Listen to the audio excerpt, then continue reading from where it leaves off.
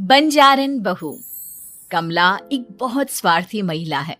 उसने पैसों के लिए एक ऐसे इंसान से शादी की जो पहले से शादीशुदा और एक बच्चे का पिता भी था। कमला के पति को मरे हुए एक अरसा बीत गया है। अब वो अपने सौतेले बेटे वैभव के साथ रहती है। वैभव के दिल में अपनी माँ को लेकर इतना डर है कि वो अपनी माँ के सामने एक शब्द नहीं बोल पाता। उसकी माँ जो कहती है उसको सर झुकाकर वही मानना पड़ता है। वैभव, तुमने अभी तक घर का काम क्यों नहीं किया? तुमसे कितनी बार कहा है कि सूरज निकलने से पहले तुम घर की साफ सफाई पूरी कर दिया करो। वैभव कुछ नहीं बोलता, चुपचाप सर झुकाए अपनी माँ की बात सुनता रहता है।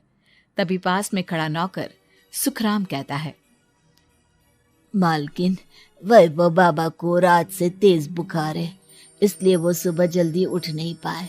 उनके बदले मैं घर की साफ सफाई कर देता हूँ। इसे कोई बुखार नहीं है। मैं इसे अच्छी तरह से जानती हूँ।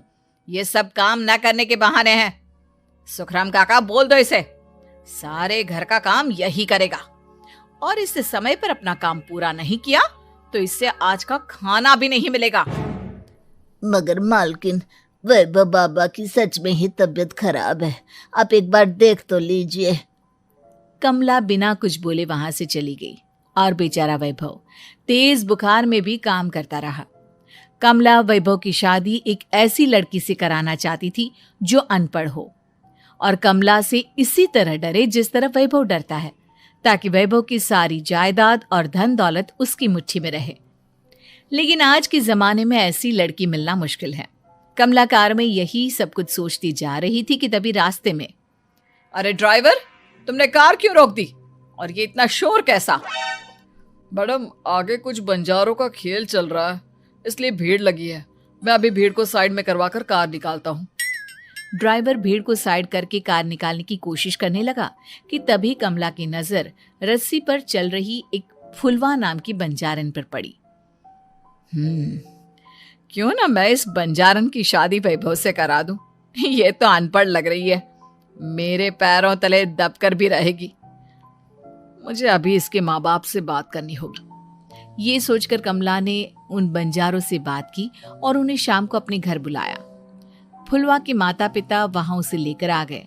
उन्होंने इतना आलीशान घर पहले कभी नहीं देखा था। अच्छा हुआ आप लोग आ गए। देखिए, मुझे घुमा फिरा कर बात करने की आदत नहीं है, इसलिए सीधे सीधे मुद्दे पर आती हूँ। मुझे आपकी बेटी बहुत पसंद है।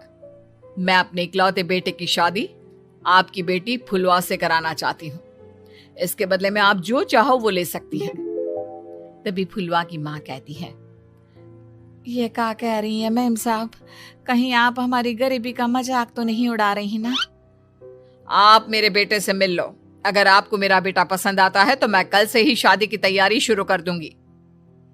सुखराम, वैभव को लेकर आओ। फुलवा अपनी माँ के कान में फुसफुसाती है, माँ, कहीं इस मेम साहब का छोरा पागल तो ना है? फुलवा अपनी माँ से बात कर रही होती है कि वैभव वहां आता है। फुलवा उसे देखती ही रह जाती है और उसके माता पिता उसकी शादी तय कर देते हैं। शादी वाले दिन किसी को फुलवा और वैभव की बेमेल विवाह की बात समझ में नहीं आती। फिर भी एक औरत कमला से पूछ ही लेती है, कमला जी, आपने अपने इकलौते बेटे की शादी देहाती गवार से क्यों करा दी? ये बंजारन आपके घर की बहू बनने लायक तो नहीं है। कम से कम अपने स्टेटस का ही ख्याल कर लिया होता। बहू तो अपने टक्कर की लाती, आपने तो बंजारन को ही बहू बना लिया। अब कमला को समझ में नहीं आ रहा था कि इस बात का क्या जवाब दे। वो कुछ देर चुप रही और सोच समझ कर कहती है, बहन जी, आपको तो पता है आजकल के बच्चे किसी की बात कहाँ सुनते हैं। मैं तो अपनी बहू एक पढ़ी लिखी और अपनी सोसाइटी की ही ढूंढ रही थी। लेकिन मेरे बेटे ने मेरे सामने इस बंजारन को लाकर खड़ा कर दिया।